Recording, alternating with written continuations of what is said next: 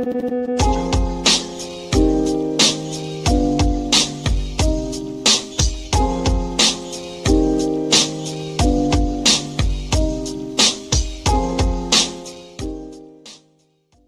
Webb, what qualifications do you have to serve in the U.S. Senate? Oh, I ran for office several times. Didn't win, but I did run. And then I'm a songwriter, and then I write my own books. And then I suppose my transparency, I wouldn't lie to the people, and I wouldn't deceive the people like we're being deceived right now. Like, we get lied to, smoke and mirrors, like what's going on with ICE. Pretending like these victims did something wrong. Like, that's unacceptable. And I suppose the biggest thing is, like, I'm just an angry citizen now, and if I got elected, I'd be an angry senator, and I think that would probably be their worst nightmare. And then with the trans community, like, we're being dehumanized. They say that we want to hurt people. I don't want to hurt anybody. I just want to use the bathroom. And if they want me to use the men's room, I will, but I don't want to be assaulted. A bright light coming out of Maine to replace Graham Plattner. Meatloaf is back. Like a bat out of hell. Yeah, it is. Oh, my goodness. Go Meatloaf. No kidding. No kidding. Yeah. Did you see her book, by the way? Did you see yeah. That's the cover of her book up there in Maine? Yes, everybody now knows we have Meatloaf with a wig. Well, actually, just Meatloaf with the dress, because Meatloaf had long hair. Meatloaf had very long hair, yeah. Absolutely. But for the book, this is... It's her earlier photo from high school, from the prom. That was Eric. That was her graduation photo, I read. And she just simply used an older photo. There's no foul in that, is there? Yeah, no, nothing. Well, I haven't published some of the stories that I have queued up, and they've kind of gone by, but there are people who are doing this online where they have, like, the tracking movements and whatever, and, OnlyFans or a different type of thing. So, but not for ID of a book, though. I've never seen that done, saying this is who I am. The name of her book, by the way, is I Am Ashley, but she didn't say I am AI Ashley. She just said I am Ashley. Yeah. Good question. I don't know what to tell you. People are complaining that you can't see Rumble. Rumble is running fine, according to me, folks. So please check again. Check again. Refresh your screen. Go back to refreshments. Anyway, yeah, this is a new trend. I mean, a lot of people have been doing filters on Instagram, technically, for 10 years. Yep. Why not just take it the whole new level while we're faking everything? Well, she seemed totally prepared to be the senator from the state of Maine to defeat the long-term Republican candidate there. I don't know what the problem is. Apparently, with Plattner, once he was gone, the bottom dropped out of their bullpen. They don't have any major league players left in the pen up there. Apparently, it was Plattner or bust. Eric. No. Well, and to be fair, Susan Collins is not a stultifying presenter either. No. But I mean, they're a different kind of folk there. They're weird, bro. They're weird. But wow. Yeah, good luck with that one. I think they've got a bunch of candidates still left for their primary. Oh, yeah. I don't know who's going to win, but it's looking better for Susan Collins every day. I think Susan's going to pull it out. I think so too. It'll be close, but I think she will. But it is offering. I mean, who knew that Maine would turn into such a freak show? I mean, I just thought they were, square conservatives up there. Yeah, well, I mean, read Stephen King. I guess there you go. There's definitely a high degree of weirdness that is coming out of Maine, and there's your candidate. Yeah. And of course, we had the incident with ICE that happened to keep Maine in the spotlight. Yeah. I'm like, oh, here we go. But well, the guy, Mark Wayne Mullin, if that's the real name of the guy, Mark Wayne Mullin, it is his name. Changed the policy, and then Trump changed the policy back the next day. Apparently not too happy with the unilateral policy change by Mark Wayne Mullin. Which I'm kind of like, you appointed him, Donald. Why don't you just let shit cool down a little bit? Well, I mean, what pundits said immediately was that illegal aliens are allowed to drive and only citizens can be pulled over. That was the immediate delineation by Larry O'Connor and others, and I never thought about that. And Trump must have heard that and said, no, this can't stand, because the Mark Wayne Mullin had implemented a no pullover policy of illegal aliens, which means that they could drive unimpeded while you and I can be pulled over. That's a tough pill to swallow for MAGA, Eric. No, I understand that, but if to give the guy a little bit of a break, if something just happened and everything is really, really super hot right now, back off for a minute, let everything cool down, let them get to their work, and then pick them up there. I can. I'm not disagreeing with you. I'm not disagreeing with you at all. I'm just saying this seemed like a knee-jerk reaction by Mark Wayne Mullin, and the president of the United States just bigfooted him. Oh yeah, he did, and publicly. It's like, And the most obnoxious person on it had to be Mark Halperin. Oh God, sometimes he's just little, and he was just like, "How do you feel? My government murdered." And then Larry O'Connor said, "We don't have the facts all in," and starts to push back, and then Mark, starts to feel the heat, and he goes, "Well, we don't have the facts in." It's like, well, you had enough facts to make your judgment before. Jaime did that today as well, the black liberal, and he spanked him down. Larry O'Connor says, murder is after someone's been indicted and convicted of murder. Somebody was killed is the real definition. He goes, that's what I said. He says, no, you said the guy was murdered. That's a completely different meaning, as you're well aware, Eric, right? Yes. I mean, somebody could argue, well, technically it's all murder, but it's self-defense, whatever. Yeah. But it is obviously a troubling incident. Let an investigation take in. But the way Halper was doing all that shit, I'm just like, well, his thing about the speech last night, he was insufferable about Trump with the election, engineering. The so-called Russiagate is apparently Chinagate, Eric. And the Russiagate thing was a distraction to keep your eyes off of the Chinese who had worked so closely with American elements to implement this situation with the election. The Russia thing was why they screamed Russia so loud. Yeah, well, I didn't realize that at the time. Well, it's a good way to go. I mean, how many times have we said confession through projection? Right. About 5 bazillion times. Well, the woman running the shadow government, Nikki Flores, now works for security for Microsoft. And, people are calling for her to be fired. Boo hoo, fired. I mean, who gives a shit about being fired? I mean, this chick's got to be manacled and dragged out of Microsoft. She was withholding information. She was working with the Chinese.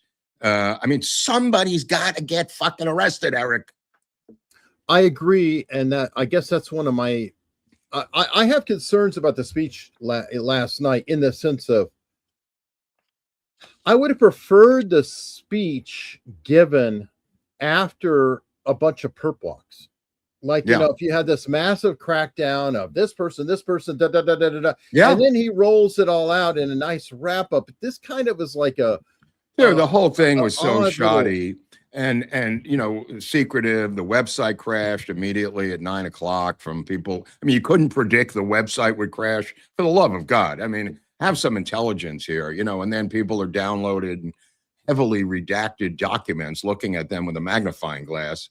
I mean, to me, I believe what he's saying. I just don't believe in the presentation of how he did it. Well, that's my thing is it didn't, I didn't make it through. I've got to be honest, and listen to it. Sometimes he gets on the teleprompter and it's like all the life is sucked out of him, and he's trying to read. He's trying to read facts, but when he does both, lately it's a debacle because when he starts doing impersonations of people, whether it's the general media or actual Democrats, when he doesn't like a different voice to mock them. It is the most unpresidential thing I've ever seen in my fucking life. He's not a stand-up comic. It's not a roast at the Friars Club. He demanded this airtime. Nobody gave it to him. He refuses to go after them with the FCC. You could make the case that the commander-in-chief has the right to broadcast to the, I mean, this could have been a declaration of World War III against Iran, technically, Eric. Sure. And then the American people would, what are they going to do? Watch it on Newsmax? I mean, you have to roll up your sleeves and start to fucking arrest people. What is the problem with this administration?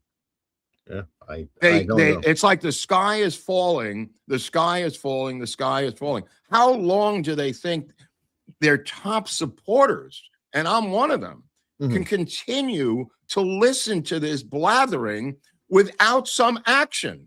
And then I watched the press conference this morning of Mark Wayne Mullin. It was the same I got thing. some clips from his statements, but first off, the whole China thing. Somebody else acknowledged China's involvement in 2023, I believe it was. This guy. Oh, boy. You and your administration officials have warned President Xi and China about interference in the upcoming elections. I'm wondering, what would the consequences be if they do, in fact, interfere in those elections? Well, I had that discussion with him too, made it clear I didn't expect any interference, any at all. And we had that discussion as he was leaving. So, we, as I said, the thing that I find most assuring is he raised, and I fully agree, that either one of us have any concern, Mr. Ambassador, any concern about anything between our nations or happening in our region, we should pick up the phone and call one another, and we'll take the call. That's an important progress. Now, that does make me feel better. After the presentation, which was a little stilted, remind us what we just left. But anyway. Yeah, no, I mean, the reality of it is he continues to say that the chairman of the Communist Party is his best friend. He's not canceling the summit. There seems to be no ramifications for anything China has done. I mean, canceling the summit would at least be a minuscule backing up of your rhetoric. But no, I'm going to go see my old friend Xi over there, and we're going to kick around tariffs and various ideas economically. Really, bro? After you just accused them of essentially orchestrating a political coup d'etat against your administration, you're going to go and talk to him at a summit? What, are you fucking kidding me? I mean, he's got to do something, Eric. Yeah. Now here's Mark Wayne, who one element he brought First up. of all, Department of Homeland Security, we've identified 250,000 non-citizens registered to vote in just 4 states. Mind you, we have 46 other states. And just 4 states, What's that? we've identified 200. I'm glad that he told me there's 46 other states. I might have been confused. Yeah, no, I know. But I mean, the registration of non-citizens has been going on for decades. Again, it doesn't mean they voted. Put up or shut up. Show me the fucking people who voted. I don't think you should register non-citizens at all. But that's a minor kerfuffle compared to what they're claiming. If these states have them as registered as non-citizens, the roles have to be cleaned up, and that's what he's really talking about, the non-cooperation of the blue states with this particular policy. I get that. But you've got to put up something. You can't just keep rambling about these numbers and situations and not point the finger at a person, a human being. Yeah, I know. We've identified 250,000 non-citizens registered to vote in California, and Pennsylvania, New Jersey, and Nevada. If I could just defend them we for 1 also- second, the reason they do that politically on their spectrum here is they believe eventually they will become citizens.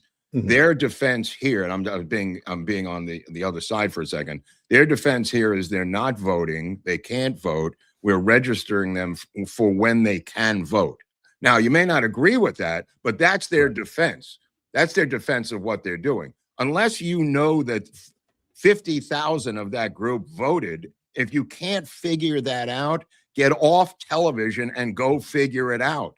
Use your skills to determine, of the 249,000 people, how many voted.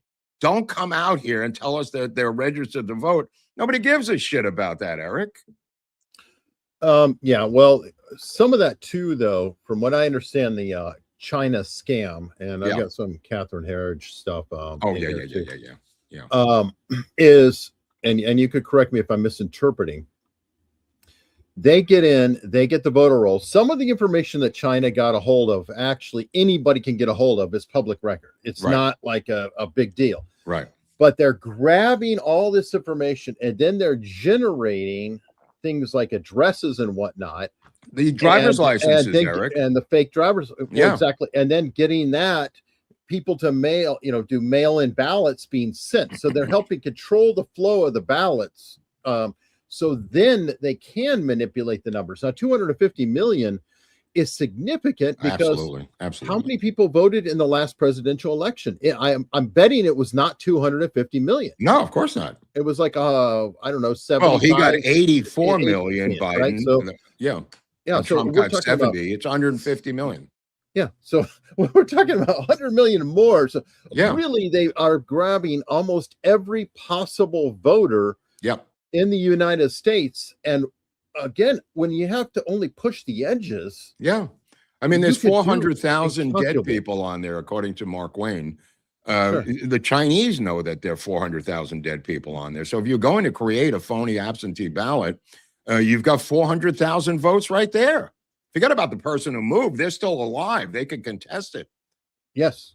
Well, and that's the thing. Their information, the Chinese, look, you can call them anything, but they're not stupid. They are very brilliant at whatever they, what they're doing. And they have the capability of filtering all this information and working with it, the AI and everything else to say, okay, these are dead voters, so we can use them, or these people haven't voted, or they can have people vote. It's like, oh, they're infirm, they're probably not able to vote. Go ahead and have them vote now, and things like that. That's where I think they can really manipulate. Well, I think you're right, and I think they have to lay out the entire conspiracy for retards. And I don't mean the people in America are retards, but I'm saying as a statement, this has to be done so you understand the conspiracy.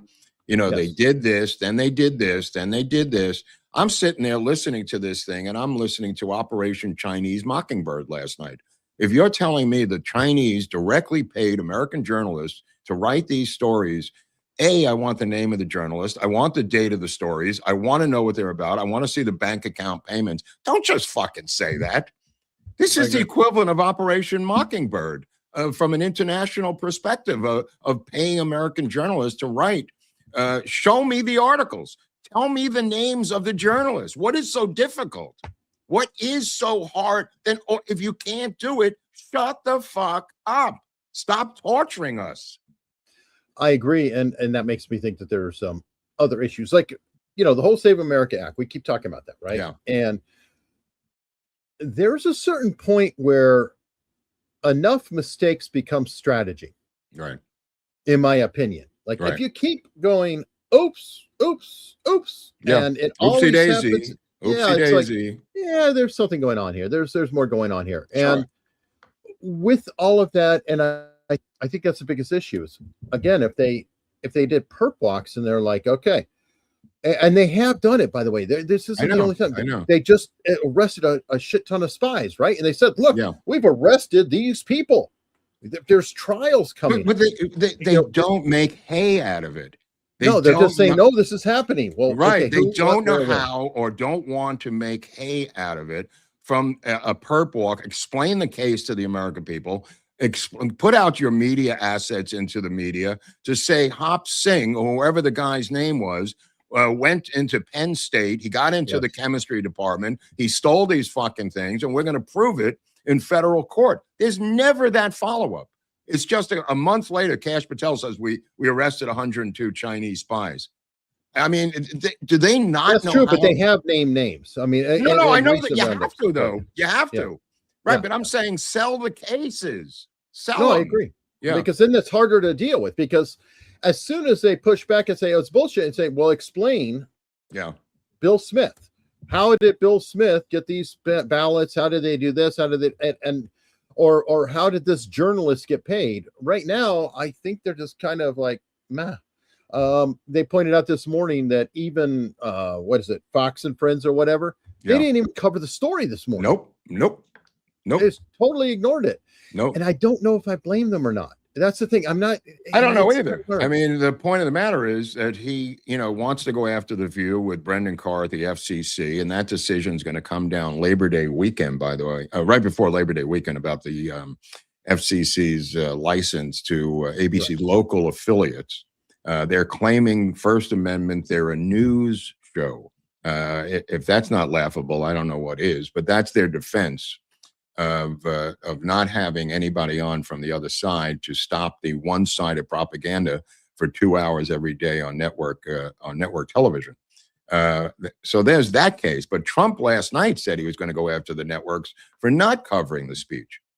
Which, again, and this is the problem I have, it kind of feels like a little crybaby-ish. He's right, but then there's a little bit of that, it's election, that it's such a hot topic, and then saying, oh, I'm going to go after them for not covering it. And by the way, the second they do, there's going to be 10 federal judges immediately shutting it down. Right. Then we go to the courts and up the line. So I don't know. I'm frustrated because a lot of things are really, really wrong, deeply wrong. And they continue to be wrong. And we keep getting thrown, as you put it, these little sound bites. Yeah. And it's like, you know what these are? These are Donald Trump's strongly worded letters. Yeah. No, I mean, look, and he put these things up on the website. I mean, you gotta take the document, hold it up to the fucking camera, and read it to the American people. Don't make us get off our fat asses, go to a website that crashes by 9 p.m. and expect us to delineate between your overly redacted documents that you put out, like the UFO documents. I mean, it's insane. Why didn't you cede it to your Susie friendly press? Wiles has to go. There's got to be a chopping block of someone. You can't continue to run this administration in Trump 2.0 in this media fashion. With the midterms, somebody's got to go, and it's her. I'm sorry to say, she has cancer. She's sick, almost 70 years old. She's a grandmother. Maybe this is too much for her. I'm saying that sarcastically because it's insane that she's still the chief of staff at this time. I agree. So, and the last mistake is like Catherine Herridge is out there right now, and she seems to be the only one who's actually saying, here's some information. Announcement, not only what he said, but the fact that they are releasing these documents so that we can really fact check the claims we heard this evening. I've been digging into the documents already, and I found this November 2020 email. And it specifically states, it's a conversation among intelligence officials. It specifically states that they have, quote, deliberately massaged one of our pending PDBs, that's the president's daily brief, to avoid any direct links to the election. And that is consistent with my reporting. I understand the whistleblower complaint alleged, and I think we're now seeing it in the emails, that there was an intentional effort to suppress intelligence about China's influence operations. And this was, Katie, like a massive effort, what they call a multi-domain operation. That means trade, it means diplomacy, it means open source information, it means social media. So all the levers of power China had to influence the U.S. Now, what I'm saying, though, is look at her presentation here. That was very clear, cogent. Why is it he didn't have 20 Catherine Herridges out there or even the press piece of it? No, so we know. What are we looking for? I agree. Let's have some pre-recording. Let's get the message out there ahead of time. It could have come from the press briefing lady who just came back, who can do this just as well as Catherine Herridge. Take these documents, bring them to the thing, saying they will be distributed to you. You already have them. Good. We distributed them before the press conference. Let's go through the press conference and let her do what Catherine Herridge was doing. Exactly. And I'm just saying, Catherine Herridge is suing the LA Times, by the way, for not getting paid doing investigative reporting for them. Yeah, and I agree. We have more from her. Oh, go ahead. So So, Catherine, based on your reporting and the lead up to this, which was spot on and absolutely correct, you speak with whistleblowers, you speak with people inside the intelligence community all the time.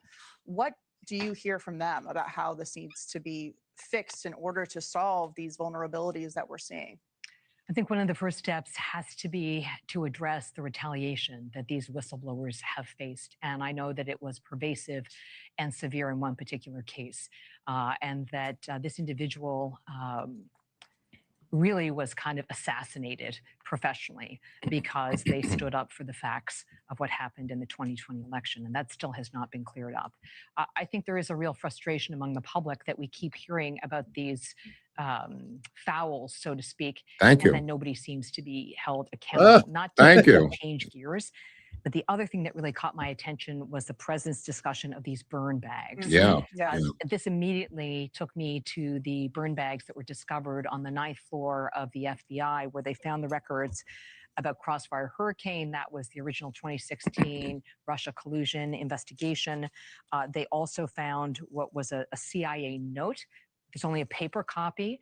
It was from the CIA director to the FBI, and it had that intelligence about Hillary Clinton planning to paint Trump as a puppet of Russia. Okay, what he said is that those burn bags were supposed to be destroyed. Yes. So for people who aren't familiar, what is a burn bag? Why would you need a burn Well, I bag? have lots at home. I have lots just hanging around. Can I just add something about the burn bags? Yeah, of It's course. not the burn bags themselves. It's the documents that went into the Of burn course. bags. Why I don't are know you why burning they these keep- documents? What's going on here? Every single high-end intelligence, including our embassies around the world. If you remember, during the Iranian hostage seizure of our embassy in Tehran, we had burn bags with which are standard operating procedure to burn sensitive documents. It's not the existence of the bags; it's the existence of what went in the bags. For Christ's sakes. I agree. And there's other examples. You know what it is? It's how MK Ultra got discovered. Technically, I was going to add that. I was waiting for you because well, they didn't get all the documents, and it's the same thing with Operation Mockingbird. I'm calling this Operation Chinese Mockingbird because until you tell me, as Carl Bernstein did in Rolling Stone in 1977, the actual fucking names of people and magazines and people like Alex Gibney's father, who worked for Newsweek's. By the way, Alex Gibney coming out with a massive hit piece documentary against Elon Musk next week.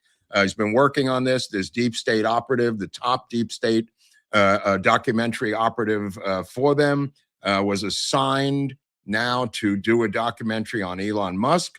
It's finished. It's going to go to the festivals. Telluride will be the first festival in Colorado. That being said, his father, Frank Gibney, worked directly for Alan Dulles and was one of the chief Operation Mockingbird journalists getting paid by fucking Newsweek to put out propaganda. How ironic that his son is coming out with a propaganda phony documentary against Elon Musk this same week. Who's running this White House, by the way? I'm in my underwear finding this shit out. Well, that's perfect. By the way, I wonder if Alex and Mark Halperin played around as kids. There seems to be a lot of crossover there between Mort Halperin and Mark, and I would not be surprised at all. Yeah, he's quite unlistenable when the discussion gets into anything with the elections.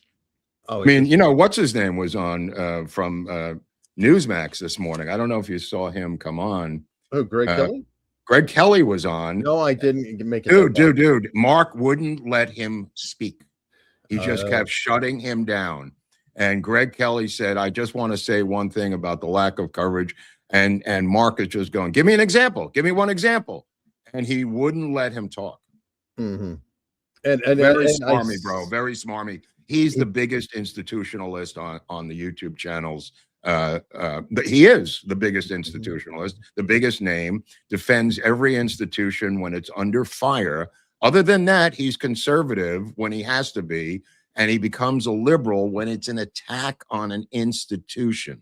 If you somebody could put together a montage of him on anything concerning SCOTUS, voting, party, primary, all of the institutional things are above reproach. They're above tampering. They're above fraud. And that's why he's there. Well, because it's a threat. I mean, yeah, John Roberts is, Mr. Starry Dices himself, and anything, because Mark Halperin, if the institution, you're freezing up a little bit there. If I'm going to be charitable to the guy at all, that I think his viewpoint, like these institutions are sacred. Yeah. And that's why he will always be a leftist, because a leftist is always going to worship the institution. Exactly. And Mark Halperin can't detach himself from institutionalism. Can't do it. But he can be intellectually honest at times, it's critical, but it's just like, it's a lot like Bill Maher, where it's like, you're like, oh, good job, Bill. Okay, good job. And then you're like, oh my God, here we go. Back at it. But well, I mean, this never-ending policy for pasta at the Olive Garden, where you have to show photo ID to get the pasta, should be the model for voting. In fact, I would do commercials, PSAs, of people going into Olive Garden and somebody not having a photo ID and not being able to get the never-ending fucking pasta. I mean, have some media savvy in this administration, for Christ's sakes. I know Libs of TikTok had some fun with it earlier. They put out saying, oh my God, Olive Garden's picking on black people. That's funny. I mean, put Spencer Pratt in charge, and I think you'll have some nice PSAs by the end of the week. You'd have 500 of them utilizing AI that could be made for nothing. Probably. Well, we'll see what happens, because Trump did talk to him, and he might recruit his crowd. I don't know. Because a lot of them who are supporting him, I don't think really like Trump at all, and they're more locally oriented. Like, yeah, we want you for this city, but they're not going to go all the way up. He was on point yesterday. Again, one of the craziest statements I've ever seen by an elected official. Karen Bass came out and explained meth addiction to the people of Los Angeles by claiming that these homeless people became meth addicts because they were forced to stay up all night to avoid being assaulted. One of the most insane statements. No statement from the CDC, no response from Bobby Kennedy Jr., no response from anyone. They ran with this story saying that they became meth addicts because they were forced to stay up all night to avoid being assaulted. Now, if the Republicans had said that, they would have been lampooned from here to Bangor, Maine. And here's this miniature black communist dwarf explaining addiction to the Hollywood and LA communities of the homeless. They became, in other words, they were homeless, and then they had to stay up all night to protect their tent. So they found meth, and then it worked, and now they're addicted to meth. That is insane, Eric. That is borderline insanity. Well, now, to be fair to Bobby Kennedy, you called his name, so I have to bring this up and defend him. He was busy at the time with a yak. Yeah, what's going on with this yak? I'm not sure. Did we get inside this thing? Maybe you should get inside the cage. Apparently the yak got free. Yeah. Yeah, it's dangerous. No kidding. Is this another bison incident like at Yellowstone? Is that Cheryl there? That's Cheryl. Dude, what are they doing out there with this yak? Get up on the other side of that. They were out on vacation and on the other side of this stone wall. Yakking it up. By the way, when you go to Catalina to go camping, there are loose bison that were put there in the 1920s. Nobody knows what they're doing there, but they are quite dangerous and roaming around Catalina Island. I did not know that.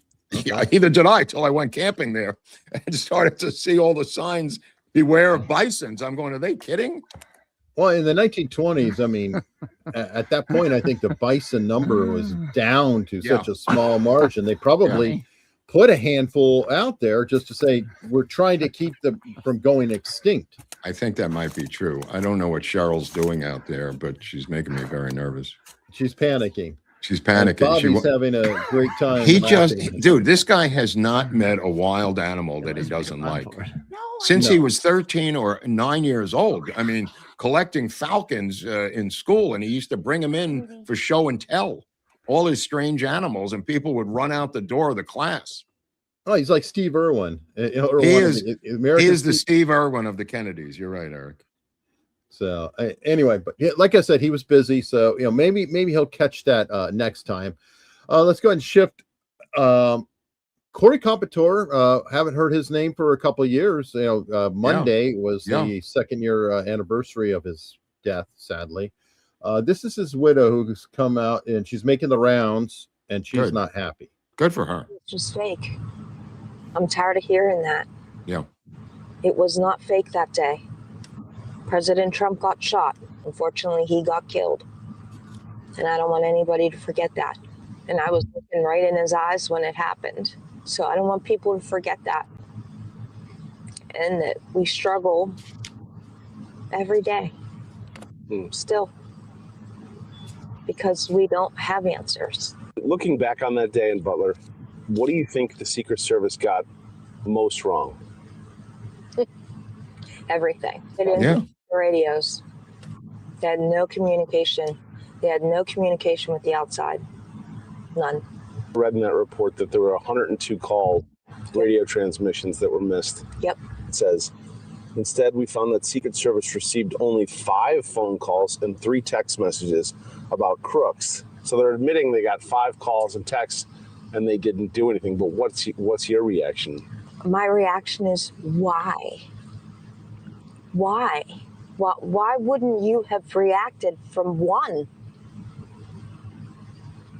I mean, if they would have held him back off that stage and not let him go, I wouldn't be sitting here with you today. Crooks himself remains shrouded.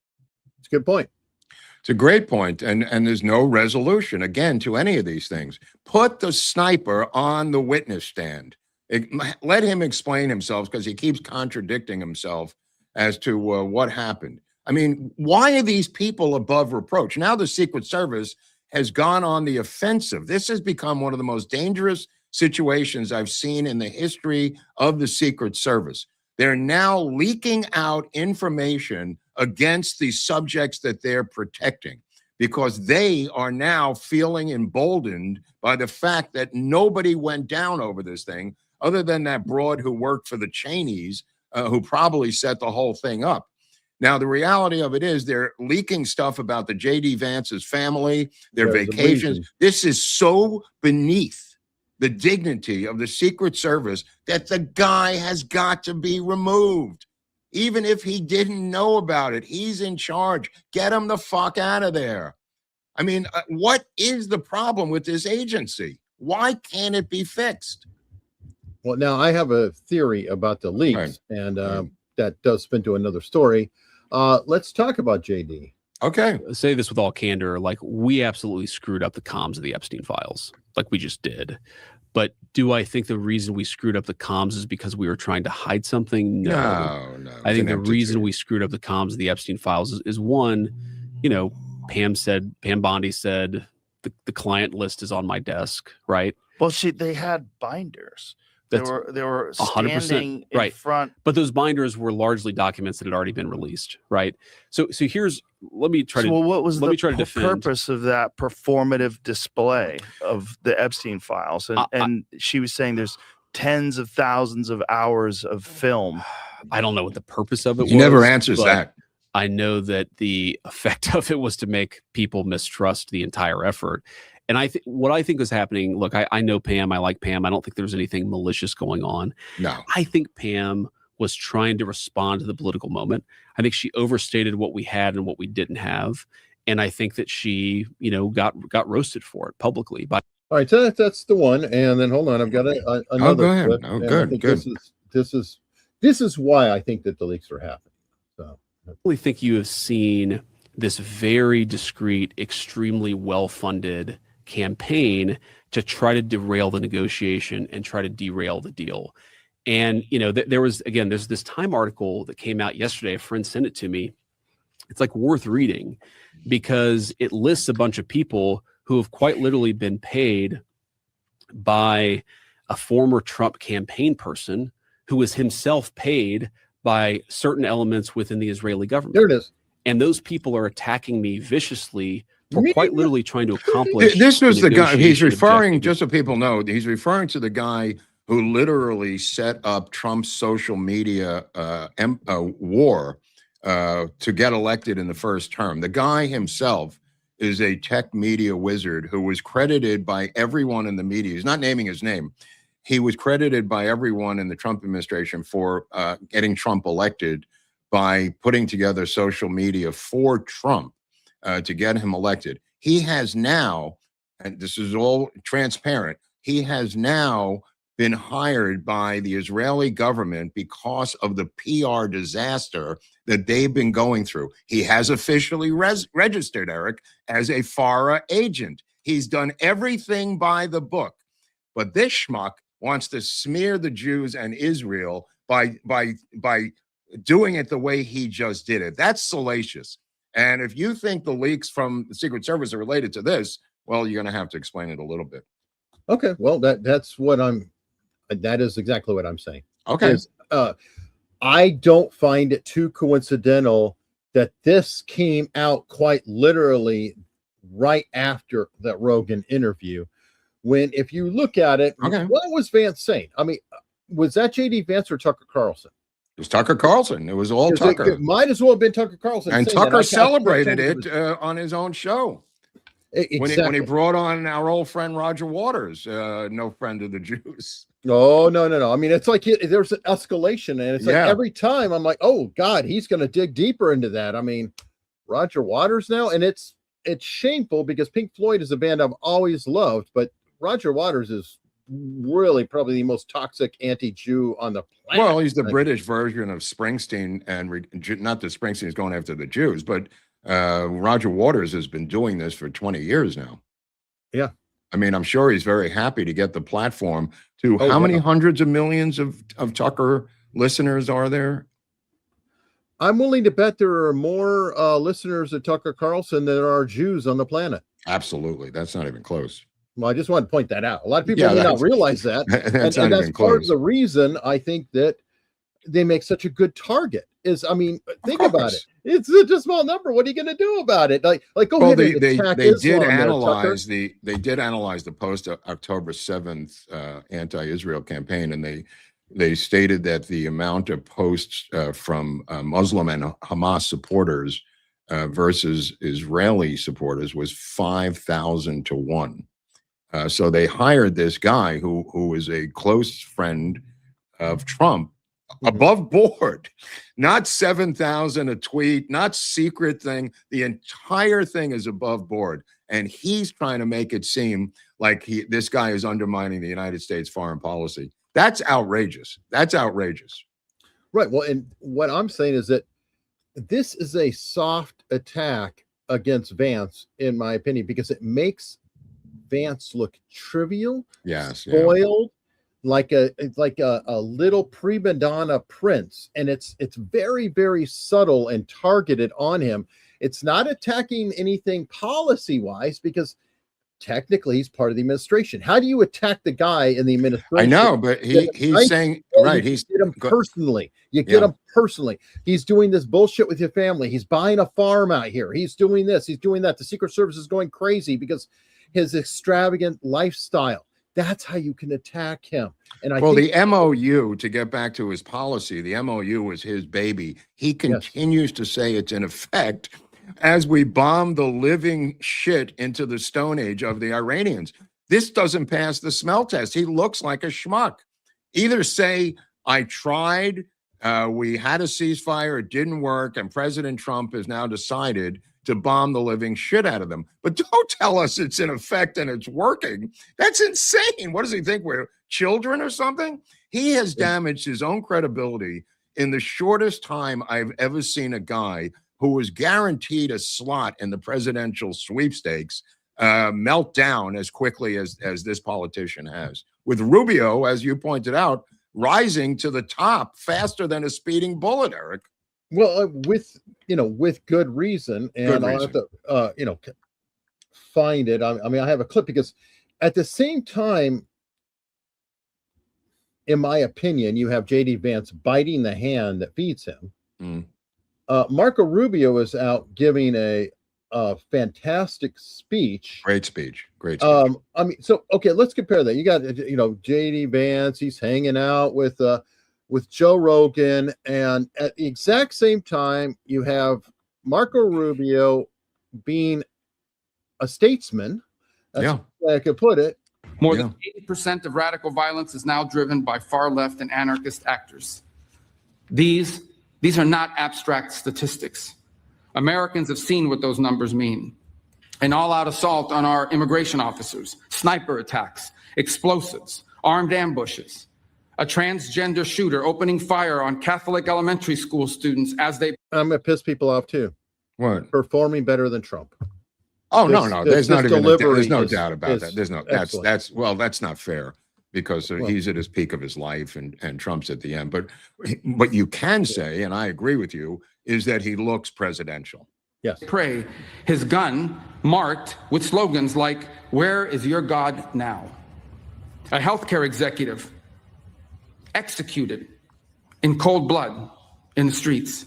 Multiple assassination attempts on a sitting president, and the murder of the greatest conservative activist of a generation, a man who happened to also be a husband and the father of 2 young children, shot and killed while speaking to a crowd of students.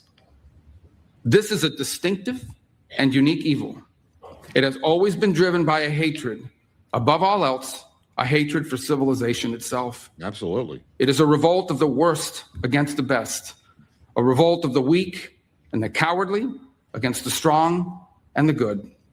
It is perpetrated by those who cannot build, who cannot create, who cannot achieve great things, and take their revenge upon the world for their own inadequacy by seeking to destroy those who can. This is what radical leftism is. It may wear various different slogans. And that's what I'm talking about. So yeah, you have literally, I mean, almost at the same time, you have JD Vance essentially whining, in my opinion, to Joe Rogan of, they hired this social media guy. He's picking on me. It's insane. Which is very narcissistic. And Rubio's the left on point, on message, every single part of it. Yeah, I mean, he got Tucker sewn to his hip. You want to vote for Tucker Carlson to be president, have this guy, Tucker Carlson, be his chief of staff, knock yourself out. But I ain't going down that road. I mean, this guy's career has just, and I know he's still leading in the polls and everything else, but we're a couple of years away. And the speed that Rubio is catching him now in a 18% to 14% Kalshi betting market yesterday or this morning is pretty quick. Yeah, and you know how these things, fall apart. Yeah. Instantly. No, I was just saying, forget about him. For a second, and my point about the Secret Service, when they begin leaking private information, that is them attempting to stonewall and blackmail any introspection, and it's a threat. It's considered to be a threat by the Secret Service, because what they're saying is, we're sitting on all this information that you know and we know that's private, and we're just going to give you a sample of it right now. If you come after us, this is what we're going to do. The entire organization has to be dismantled. This is gone. And again, I don't disagree with you about that. Two things can be true at once. Right. No, right. Absolutely. But I'm saying this level of leaking by the Secret Service is not salacious. It is an attack on the people that are supposed to oversee them. It's not a coincidence. It's the 2-year anniversary of Butler. That's why they're fucking doing it. Don't you dare investigate us. We have secrets that you one time, when we were there, did A, B, C, or D. You want us to release that?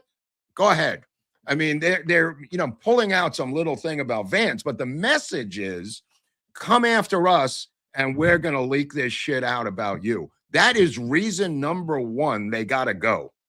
You cannot have the protectorate guard of the top officials in the United States being blackmailed by the agency that's protecting them. It's just insane. It's absolutely insane. No, I agree. And by the way, if you like the message that you're hearing from Vance and Rogan, and you want to know, where the Tucker route is going, it's this guy. Yeah. Yeah. And she would lower her voice a bit. They're very, very naive. And I know we can laugh, but it's like to be suckered into the state you're in now, as you are the absolute devil as far as the rest of the world is, obviously, because you wage war ferociously in order to line your own pockets. And in ways that the rest of the world finds despicable. Look at what's happening in Venezuela now. He lives in the UK, which has no free speech, has no gun rights, has no religious liberties, and yet he's railing against us and the Jews, this piece of shit. I think Stay in your own fucking country. Why don't you fix your own country, you piece of shit? And coming over here with Tucker and railing against us. Yeah. Well, I think he lives in New York too, so he's a dual resident scumbag. No pretense made about it. Oh, we're going to go in and just steal all the oil and anything of any value. On just like British Petroleum did with your tax dollars, you piece of shit. That might be the reason to have a war. Well, I'm curious about that. He's talking about Trump here. He's not even talking about Israel. He's talking about Trump stealing the oil from Maduro. From Iran. No, Maduro. This is about Maduro. I'm sorry. Yeah, you're right. But anyway, yeah. So it's like a full tilt and everything but the Tucker cackle to go with it.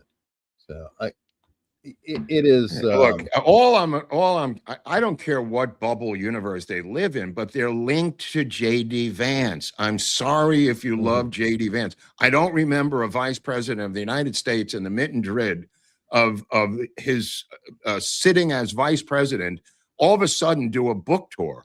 I mean, please tell me if this has happened while the guy was an active VP of the United States government doing a book tour to sell a book. Afterwards, everybody usually does it afterwards. I can't remember a sitting vice president or president of the United States dropping everything to go do a fucking book tour. It is very odd. Am I crazy? Eric, come on. Yeah. Well, no, because as a matter of fact, you could bring these points up really well. A lot of vice presidents, I even forget about them. Like when Jimmy Carter's funeral happened, I was like, oh my God, Dan Quayle's still alive. I forgot about that guy. Right. I mean, I literally forgot his name. He was so far out of my memory. I was like, could you imagine Dick Cheney doing a book tour for a memoir in the middle of the Iraq war with Bush? I mean, this is crazy. This is crazy. No, I agree. And by the way, for those who want to check it out, and I know that he's not very popular with a lot of our audience, but that doesn't mean that he doesn't make good points occasionally. Ben Shapiro did a nice breakdown on JD Vance and JD Vance's book and his appearance on Rogan. And he was pointing out that there's some really peculiar parallels with Bernie Sanders. So if you start following that path, because JD Vance is quoting this Catholic priest from the late 1900s. And a lot of what he's talking about is like, whoa. You know, it's like very anti-capitalism. It's all failed. And it sounds just like Tucker. Everything coming out of him sounds like Tucker Carlson. That's why I said I'm confused. I don't know if I'm his son was his press secretary. I know. I mean, they're sewn together at the hip. I tell me if I'm a reporter interviewing JD Vance, and I'd say, if you're elected president of the United States, will Tucker Carlson be in your administration? Let him squirm out of that. Let me see the answer. And if he's in your administration, what part will he serve in your administration, sir? I mean, there's simple questions, journalistic 101, that is not even being utilized any longer. I agree. And it is a quandary because, to be completely forthcoming, odds are extremely high that JD Vance will be the Republican candidate in 2028. Yeah. And if I am faced with voting for JD Vance or Gavin Newsom, I'm not happy with what JD Vance is doing. But would I vote for him over Gavin Newsom? I probably have to. You'd have to.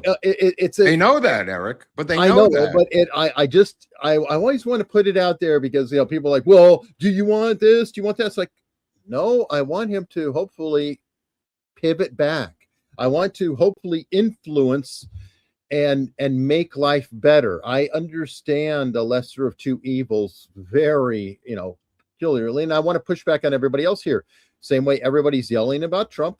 which, by the way, we were critical of Trump earlier. That doesn't mean that we wanted Kamala Harris. Okay, So, yeah, that makes sense.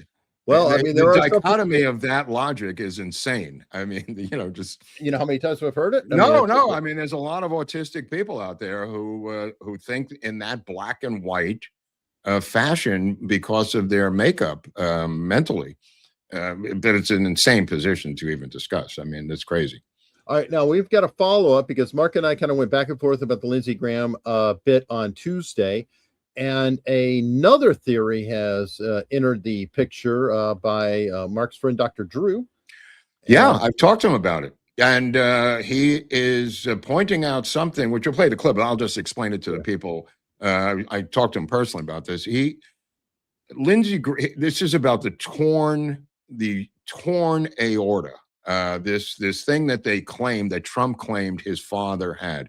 His father did not have that. His father died peacefully in his sleep from a heart attack. I just want to resolve that piece of scientific information. The torn aorta that was the cause of death to Lindsey Graham, legitimately. Dr. Drew told me that in his entire medical career, he's only seen it a couple of times. And now after COVID has seen it dozens and dozens of times. No one was a bigger advocate of the jibby jab than Lindsey Graham. And that may have been part of his demise. All right. I'd love you to look into the aortic dissection story because clearly there's something with the spike protein going on there. Lindsey Graham died of an aortic dissection. I've seen a dozen aortic dissections in the last 4 years. I'd seen 2 in my entire career before that. Yeah. And so I don't know if it's COVID. I don't know if it's the vaccine. I don't know if it's both. But I smell spike protein for sure. Right. And for people that have persistent spike production, I'd love you to look in. But I wanted to bring that up because the same way on Tuesday, I was saying I don't want to immediately go to assassination. I want to, No, I agree, but I also don't want to wrap it up and move on. I mean, that's what I was just trying to keep it alive. Because they're trying to bury this guy and move on like everything else in this administration. They do not want to slow down, and I appreciate that. But on some things, when he just turns the page on Butler, when he turns the page on the MOU, when he turns the page on Lindsey Graham's death, when he turns the page on Mitch McConnell's phony AI hospital photo, there's people in this world who in a country who supported him, who would like some answers before you move on. I understand you need the political momentum to keep going, but you can't just keep turning the page and moving on, Eric. I agree. I agree. And we're going to bring up, anything we can find or see or any possibility for any of that. But let's start picking on the other side for a little bit because it is exhausting. So, okay. We've got a senator out of Arizona that is who is struggling, and come on, a little Schadenfreude is good for us. Senator, have you heard from the ethics committee? Do you have any input or anything to report on any of the allegations that were raised against you recently? Well, we went to Who's we? The ethics committee and said that we are here to be clear. We feel that there's nothing that we have to hide. There hasn't been any specific accusations. Maybe it's the royal we come forward or any names or anything of that nature. This is just again Anna Paulina Luna, George Santos, and a bunch of right wingers just trying to throw stuff in the air. Yeah. Okay, bro. Your career's over, by the way, bro. Your career's over. You're the new Swalwell, and you're literally treading water until next week when you're going to be forced to resign. He's going to have to. It's overwhelming. By the way, I'm going to throw a bone to Mark Halperin. I think he is 100% right. The person who leaked this shit is Eric Swalwell. Oh, I wouldn't be surprised. When he said that, I was like, perfect. That makes so much sense because Gallegos is doing the whole, shit, I had no idea. And they ran together thick as thieves. And I think they called it Animal House, and the New York Post will cover it in the after show where we have torn from the headlines. But they called this, but him and his friend Swalwell and a couple others ran an Animal House congressional recreational place where they partied like it was 1999, Eric. I don't doubt it. I mean, He goes way, way back. Why wouldn't this guy be the exact same way? Well, that's his People tend to hang out wingman. That's his together. freaking wingman. That's his John Exactly. Belushi. Yeah. Well, I mean, people hang out with each other. What is it? You are the sum of the 5 closest people or the 5 people you hang out with. Well, that's There's a scary. lot of truth to that.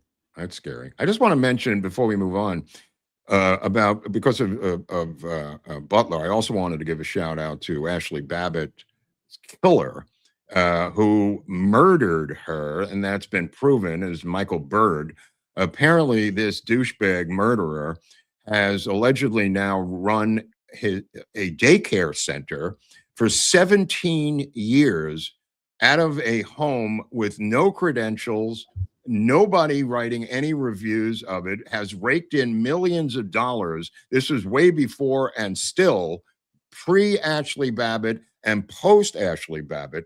And this guy's family has been running an illegal daycare center for 17 years. That just broke this morning. I didn't want to forget about I thought that. the daycare thing was out for a few months. I just saw it this morning. So I wasn't on this show, so it is now.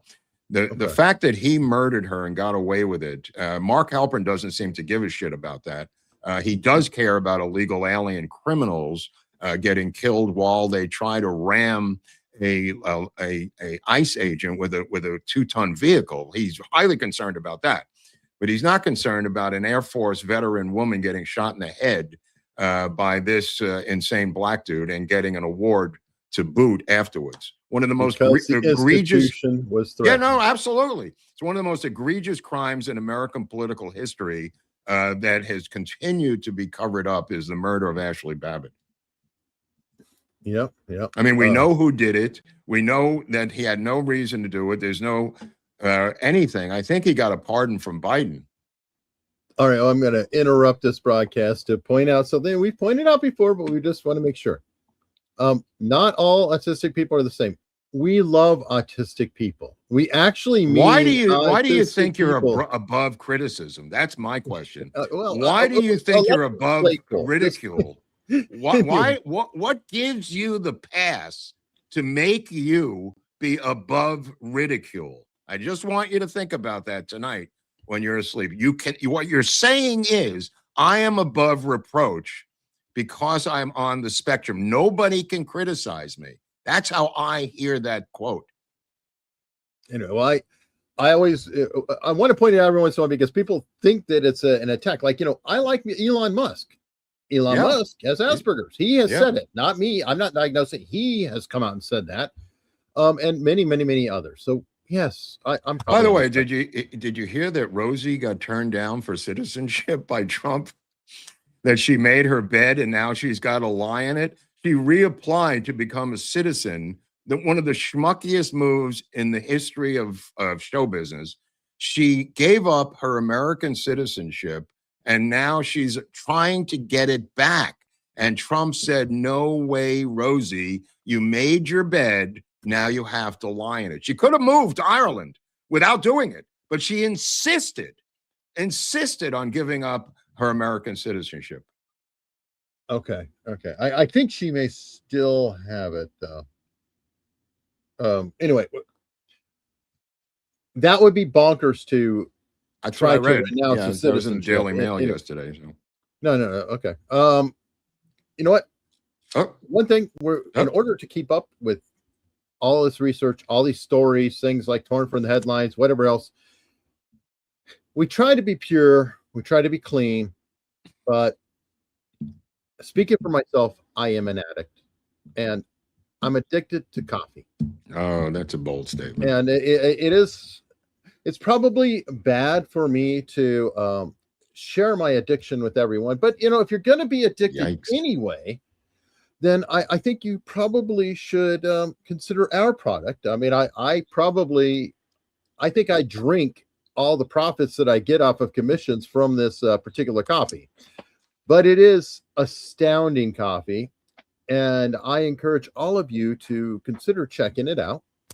We, of course, have 2 blends, the Supreme Breakfast Blend or the Magic Bullet Blend. And the Breakfast Bindos are original, and thank you, K-Dog. I am Eric the Pusher. I am the coffee pusher. Guilty, 100% guilty. But if you drink this, you too will become an America's Untold Stories Supreme Breakfast Blend or Magic Bullet Blend coffee pusher. And yes, Duck Pet, I am getting high on my own supply. I get high every morning and I go into a panic. I have to remember when it start, as soon as I get to the last bag, because I order 4 bags to save the shipping, because the shipping is just insane. As soon as I'm about to open the last bag, I have to very quickly get on the computer and order my next order, because it might take a week or so. You never know. Things can get held up. And I do not want to suffer Maxwell House or Folgers while waiting for my product. Or even worse, Starbucks. Yeah. Lou and Doe's makes our coffee. It is a veteran-owned business. It is not burnt. And with that, that means that I don't have to have creamer in it. I can drink this and I can watch my calories. It's helped me a lot losing weight and staying up on things. So, well, I like to eat Dole Pineapple Whip, which I'm wearing my shirt today. Is my favorite thing at Dodger Stadium is to get this soft. They had it in Honolulu too. They had it in Waikiki. It's very popular there, but it's also at Dodger Stadium, which is in a helmet, and it's a soft, frozen yogurt with a pineapple flavor woven into it. Actual pineapples made by Dole. And I'm wearing this today, as many people know, because of the big 3-game series starting tonight at Yankee Stadium up in the Bronx with the world champion Dodgers versus the Yankees. For people at home, Spectrum tonight. Tomorrow it's on Big Fox, Big Fox, wherever your Big Fox is. And then on Sunday, it's on NBC television. So it's 3 different channels for this series. Just wanted to point that out. Public service announcement. Thank you. All right. And for those who are interested in the coffee, you can always point your phone at the screen and scan this, or look in the description. Or if you're just listening, like I listen to most of my videos, americasuntoldstories.com/coffee will take you right to the page, and you can order some for yourself. Now, with you brought up the MOU and Iran. This just came over not long before the show. I happened to see it. Yeah. We are starting to hit them. Oh, yeah. Pressure on Iran, unleashing devastating strikes on bridges and other infrastructure, with new video revealing the damage near the Strait of Hormuz as America's campaign to choke off Iran's main port and disrupt its supply lines continues. Our say parts of Iran are being asked to conserve power, with some residents told to turn off their air conditioners as U.S. strikes strain the electrical grid there. Now, the United States turning. Now, well, I mean, my only beef is, and I strongly support this, is I'm assuming you do too, but my only beef is this should have been done a month ago, but better late than never. Yeah, I mean, well, he can, make the argument that I gave them every damned opportunity out there. I went this, I went, which is fine, and that might be the strategy, is because obviously it's fine, but the lateness has become detrimental to the reelection of people in your party. You did give them every credit to do that, but the question is, why did you do that? I mean, you're now doing what everyone said to be done from day one. Well, I think you know why. I mean, Trump, whatever you want to call him, he's not a warmonger, and he hates war. I didn't say that he was. So he really, he's like probably thinking, if I could talk to Kim Jong-un, I could talk to these guys. You can't talk to anybody you want. No, you can't do that. No, you can talk to anybody you want. But when you've got a ticking clock of midterm elections, at some point you got to say, I got to go. That I'm not going to jeopardize the reelection of everybody in my freaking party for these mullahs. That's the point I'm making. Not that you shouldn't talk to them. It's a question of pragmatism. If he had started this bombing at the beginning, we might not be in the position we're in right now. Maybe. I don't know. We'll never know now, of course. And by the way, here in the States, take a look at this on the screen. This is Home Depot in Michigan. Oh boy. What's wrong with this picture? Look what's under window coverings. The Muslim language. Yeah. Oh, Now, yeah. Home Depot absolutely. in Michigan. Oh, yeah. Absolutely. Absolutely. It's a foreign country, bro. I mean, It's a foreign country. Unbelievable. I think El Said is going down, though, according to the show this morning. He's been receiving savage attacks from the sitting congresswoman or the sitting senator from Michigan. You know, look, I guess it's better than not having I guess it's better to not have a Hamas supporter in the United States government, and another one from Michigan. At some point, you have to begin to hold hearings just on what Michigan is. Like, what is this? Is this a narco-terrorist state? Is this a state that wants to separate from the United States? I mean, I'm slightly exaggerating, but not that much. I mean, what is the deal up there? What is their status? Kamala Harris now meeting with Mandami the past couple of weeks because people have now accepted the fact that she lost, that both Hillary and her lost Michigan because of their embracing of blacks in Detroit and the non-embracing of Arabs in the other neighborhoods in Dearborn. Which, by the way, I'm kind of like, minorities, are you paying attention here? Yeah. And I'm not saying deliberately minorities, not just blacks, but it's like, you're being displaced. You're going to be the first ones to go. You think that the Muslims have anything for you? I'm you know, look at Mandami in New York, how he recalculates and remaps the whole place. This is out. Do you think he brought salmon and chicken parmesan into Rikers Island to have a Pfizer Cup World match with the prisoners? Yeah, I mean, this is the craziest story I've seen in years. This guy literally brought in all this gourmet food to sit and eat and watch football, soccer, with the inmates at Rikers Island. And one thing that people forgot to mention was, quietly, privately, this was a celebration of Bastille Day, and that's why he did it.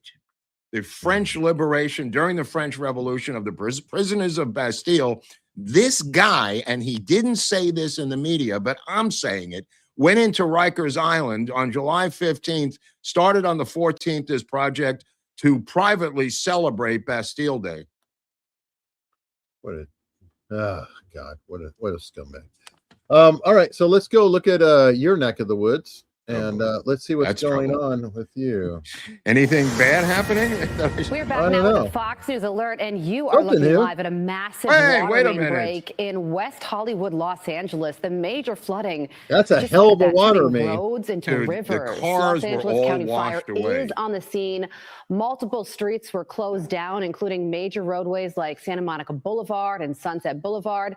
An investigation into this incident is ongoing, but not something you see every day in California, especially right before rush hour traffic is set to begin. Guys, over to you. The sinkhole is so gigantic, by the way, just so people understand the physics of this. This is like Sunset and Holloway, which is a big, right by the Strip, when you come into the Sunset Strip, where it begins. The water pressure is the lowest at 3:30 in the morning, and it builds up for us because nobody's using the toilets.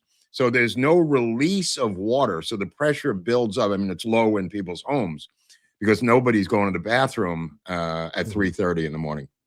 So that the pressure building up in this 36-inch pipe, one of the main aqueduct pipes underneath the city, caused it to blow. But the real reason it blew was that it's 116 years old, the pipe itself. The policy, the unspoken policy of the Marxist in Los Angeles is don't fix it until it's broke.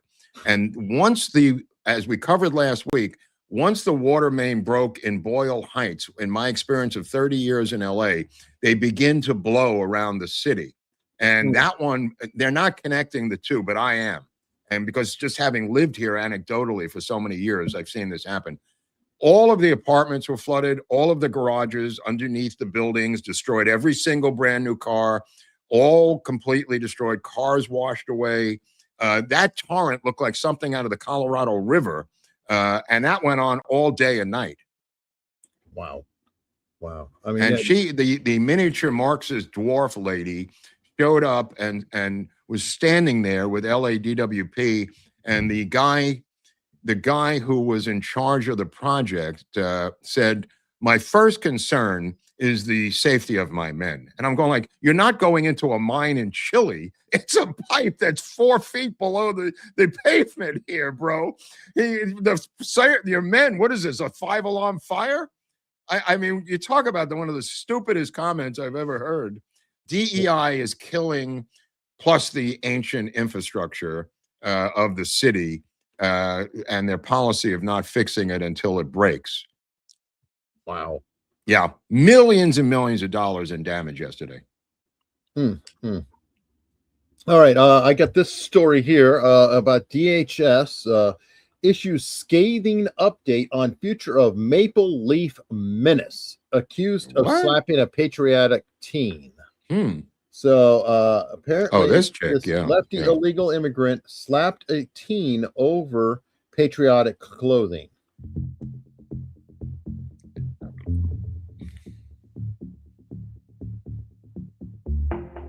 The Canadian. She's got I guess somebody's wearing pro-Trump, so she determined she's going to slap her. No, to me, this seems like a drunk chick coming out of the bar at 4 o'clock in the morning. Probably. That was my takeaway from this whole thing. Got into some bitch fest with a Trump person leaving a bar and then slapped her. But she is incarcerated, Eric. She is under DHS incarceration at this time. But go on about her boyfriend. The boyfriend is praying that the Trump family gets cancer. That's how you handle it. They didn't send us their best and the brightest, the Canadians, did they? Troll us, being like, here we go. I want to hear him. So let's see what he has to say.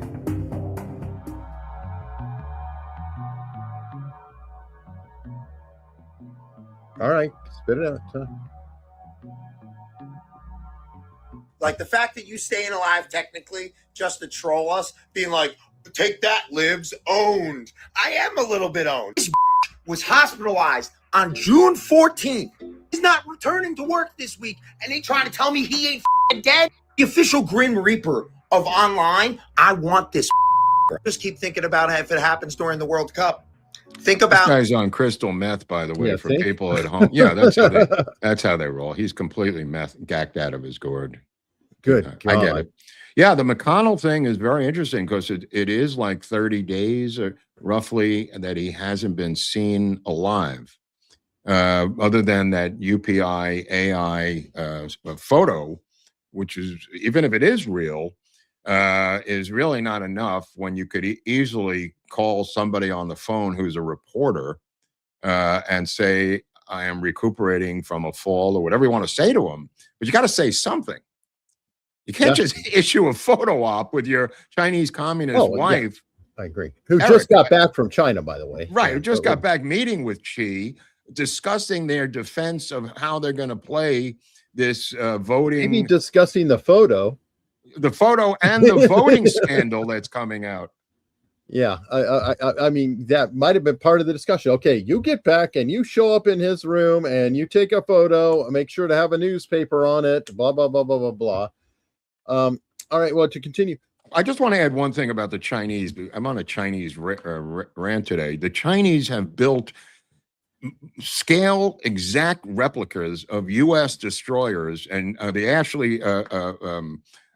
Arleigh Burke and a couple of others. They have them in the desert, and they're practicing bombing these inch by inch replicas of U.S. ships that they have now copied and made into 3D models of the same size in the desert, Eric. So their pilots can now see what they look like from up above.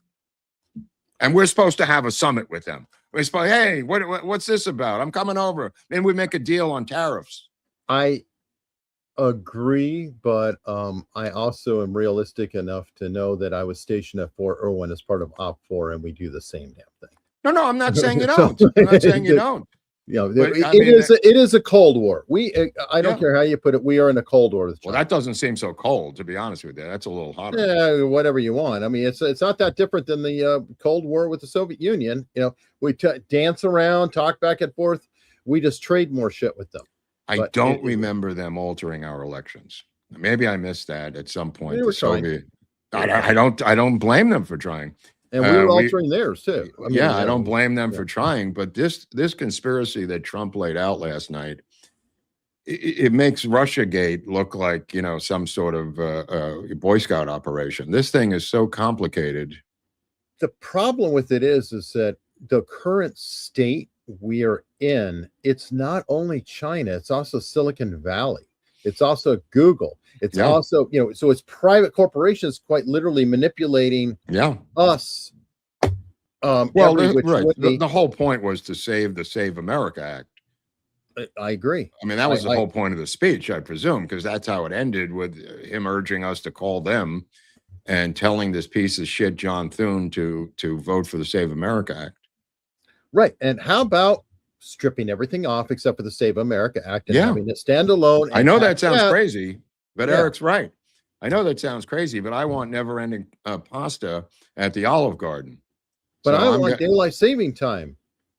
Yeah, why don't you put in other things into the bill? That'll make it easier. Yeah, I mean, let's give them any excuse in the world to say, you know, I'd vote all day for it, but you've got that thing in there.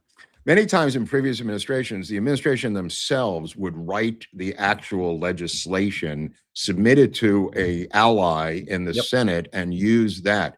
Has this happened with this administration? Has Susie Wiles asked someone to literally type it out with nothing else attached to it? If she has, I haven't heard it. No, and Stephen Miller's right there. Stephen, write some up. I mean, he probably has it all. I wouldn't be surprised if he doesn't already have a stack of things written to hand over. But I don't know. So, okay, we're concerned about, you know, Home Depot. We're concerned about Sharia law, you know, implications of Michigan, New York, all kinds of problems with Sharia law potentiality. Apparently, it has spread to the skies. Whoa. We have an air passenger who's invoking Sharia law to avoid sitting next to a woman before slapping a stewardess who confronted him on a flight from Turkey. You know, I don't know. I've never heard of the invocation of Sharia law at 30,000 feet, but I guess it doesn't matter where you are. This guy was asked to sit next to what's known as a woman, and he was outraged by this, and the stewardess came over. He slapped her upside her face. This is a German national who's Turkish. You know, the Turks took over. The Germans did this themselves. They brought in millions of Turks years and years and years ago. So they've been entrenched in German society for decades now. This is separate from the Syrians coming into Western Europe. The Turks were brought in as cheap labor in the 1970s, going back that far. But this incident of invoking Sharia law in the air, Eric and I were talking before the show, and I've never heard this happen before. Are they allowed to sit next to a woman, or maybe it was a woman who was scantily clad, Eric? I mean, what's your take on this? I don't know. I mean, the only charity I can give is maybe she was really loud and obnoxious. But okay, just kidding. No, I don't know. I mean, it just doesn't make sense. And I'm embarrassed to say it kind of made me think about Mike Pence, who wouldn't sit in a room with women with that's the door. right. Yeah, I don't know why, but it just kind of like, I mean, but he's assaulted the stewardess now. I mean, he's hit her in no, the face. No, so that's a criminal assault. Yeah, but the Germans are going to, because of their protection of illegal alien crimes, I presume nothing is going to happen to this guy. Yeah, I wouldn't be surprised. I mean, it's upside down world. I don't know what to. I don't know what to think, but it is what it is. Okay, you could fill me in on this. I think we've discussed it before. Back to your state, and intrusive way California will target billionaires who fled the hated wealth tax as top three targets emerge. Top three targets of people. I guess so. Here we go. Let's see if this is. I said this on the show a couple of times. The attack on the wealthy continues in both California and New York. We'll start with California. So this is going to be on the November ballot. Even Governor Newsom opposes this. Think about he that created for a it, second, though. He created it, and the political winds changed. It's a one-time 5% tax levy on any resident worth $1 billion. It's retroactive to January 1st of this year. Right. So it's So a we're gonna make retro. money back? It's a retroactive tax. If you live in California right now and you were there since January 1st, yes, they're going to go after 5%. It's about 200 people. Let me finish. Well, There's no way this would pass legal muster. You can't go retroactively do it. But please continue. And there's two other measures actually. Well, on the that's not ballot. even the problem with So the this bill. The is retroactive, Newsom and they're tech just saying the industry, to be fiscal clear, year. versus the Service Employees International. I mean, what is it supposed to Union, do? Put it on the bill and say it goes back till the day before election day? That's crazy. That's the least of the problems with the bill. Yeah, and I mean, and technically, If they went they're years saying, prior, the guy would be correct, Eric. oh, right. Well, and also if it goes into effect during this year, taxes for the year. Yeah. So it is. Well, it's just also a- the misnomer that it's going to be a one-time only thing. If this works, what's going to stop them from going back to the well? Well, it's like me in before 2005. I quit smoking many times a day. Oh, it was right. my last cigarette until the next time. It's just one time until the next Nicotine time. Anonymous has a black 2-minute chip, by the way, which I always found as a newcomer chip, I found pretty funny. They give you a That's chip funny. for 2 minutes, and it says 2 minutes on the black chip.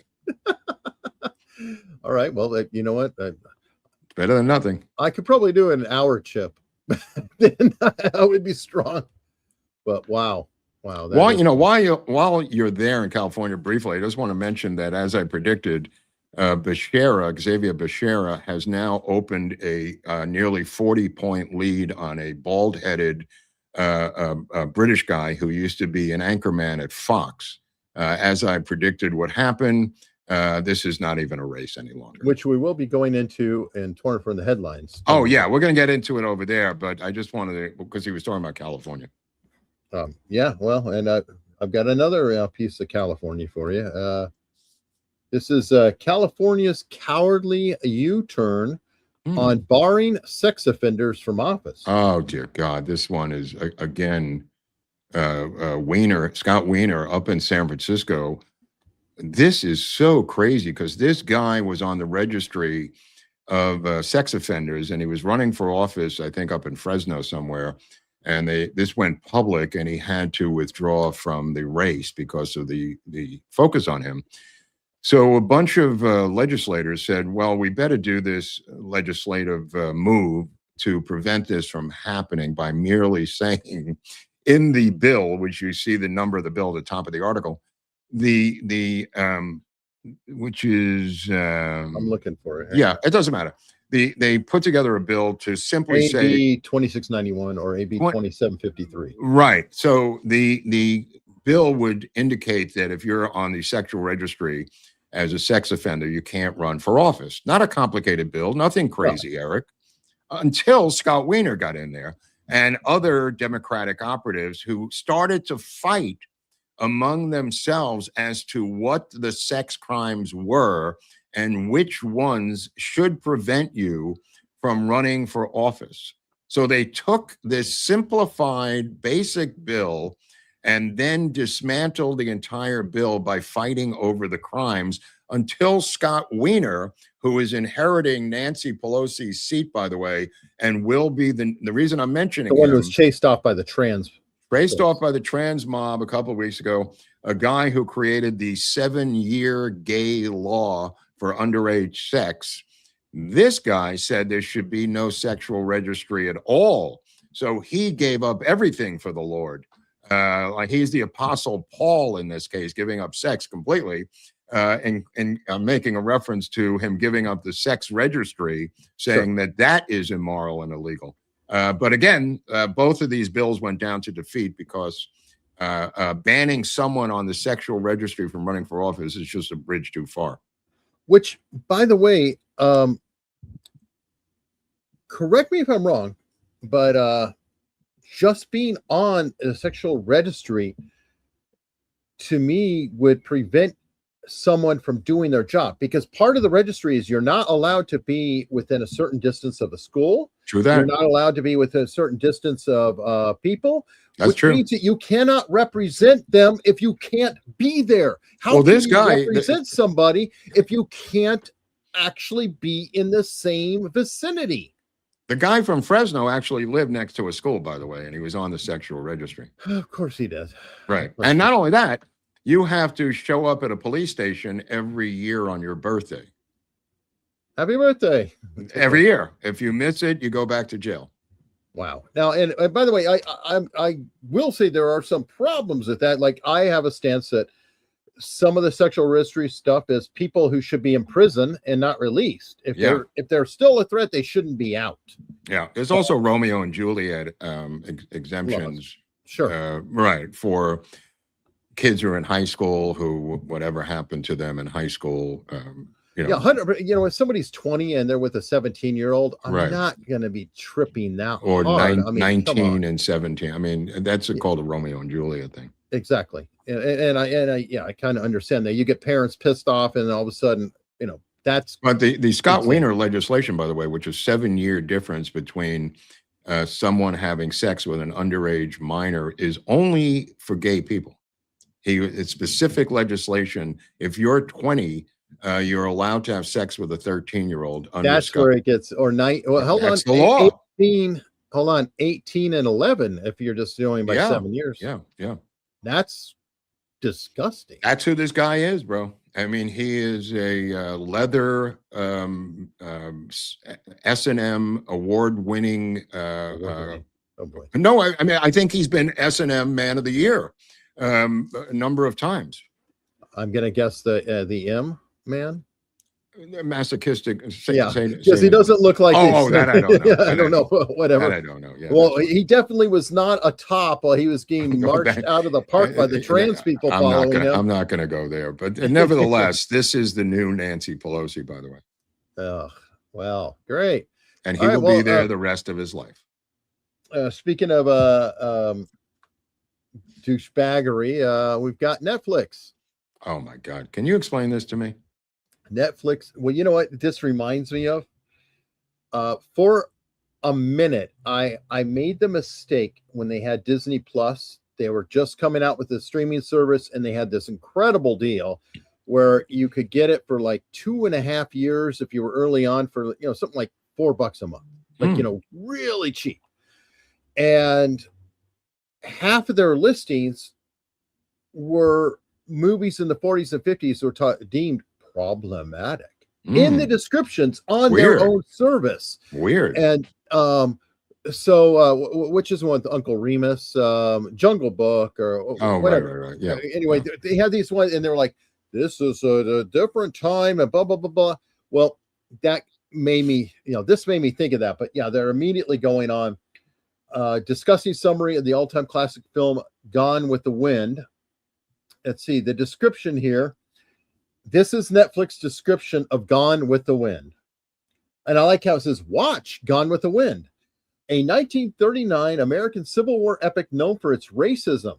To learn more about Black lives in America, search Black Lives Matter. Watch trailers and learn more. No one knows who wrote that at Netflix, by the way. Nobody's taking credit for it. There's no other channel that does that. Even HBO Max has a legitimate description of one of the greatest movies ever made. Only Netflix, who despises American cinema, would have the chutzpah to put that up there.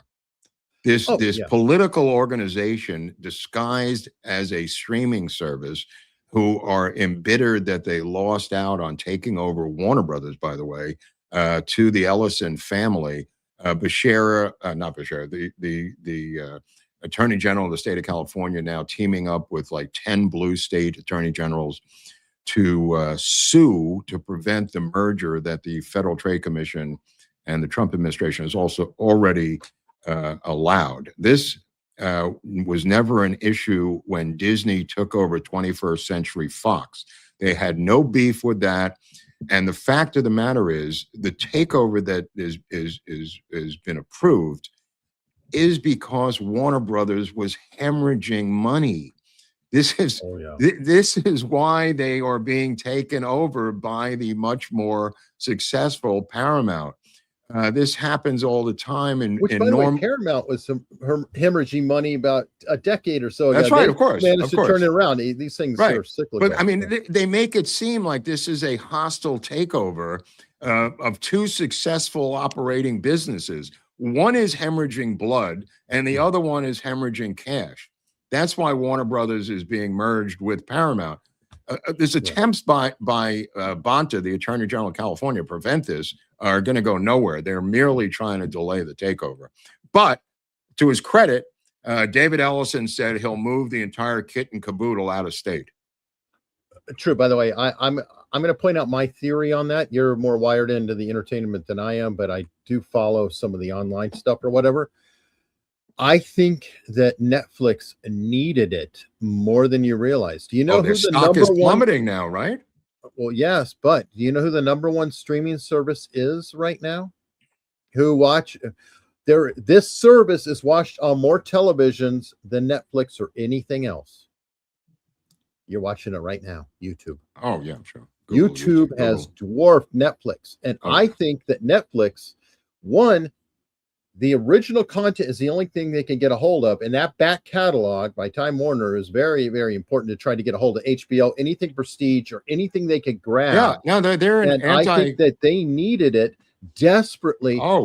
Mark my words, 5 years from now, you might see Netflix be bought by somebody else. Oh, I absolutely. wouldn't be That's surprised. coming. That's definitely coming. I mean, this is an anti-cinema organization. I was doing some research on Jerry Lewis, who made 45, maybe 50 films in his career, Jerry Lewis. Nutty Professor, Bellboy, you can make the whole list of films. Guess how many are on Netflix? Zero. Yeah. Not one Jerry Lewis film on the entire streaming service. That's how much they care about American cinema. Oh yeah. I don't doubt it. But if it was But trans, if it's little dwarves going on dates, we got plenty of that. And yeah, Love on the Spectrum, which is the only reason I'm watching Netflix, is to or Elliot, Emma, whatever her name is. Elliot Page. Yeah, the Page. Page person. She's he whatever is in on Netflix. So hey, Yeah. celebrate that. Yeah. Also in the Odyssey, apparently. Yeah, I Well mean, done. of course, the Obamas were involved in it, and their deal ran out. But nevertheless, this is a political operation, and like when you go woke, you go broke, which is nothing is woker than Netflix. They had trans people walk out protesting here on Sunset Boulevard, a little further east than the current sinkhole. Netflix might be worried about getting sucked into the sinkhole, but they're far enough east. They had a mass protest of people storming out because a black comic named David Chappelle dared to make jokes about trans people. And that was on Netflix. They were the ones supplying the money for David Chappelle's show. So you got to understand how far left they actually are. But that was such a beautiful thing because it was Diversity Olympics. Yeah. Number one comedian in the world at the time, I believe. Yeah, I believe it absolutely. might still be. Right. And obviously the number one black comedian. So now you have, Absolutely. oh shit. What do we do here? We've got a black comedian. Dave, stop talking about the trans, please. What are we going to do? I mean, it was, I love it when they collide.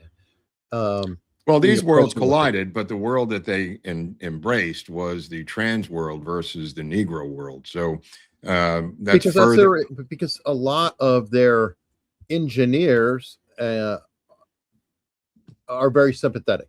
Let me put it that way. Yeah. There, and I'm not saying all autistic, but there are some parallels to some spectrum and some trans, especially with females.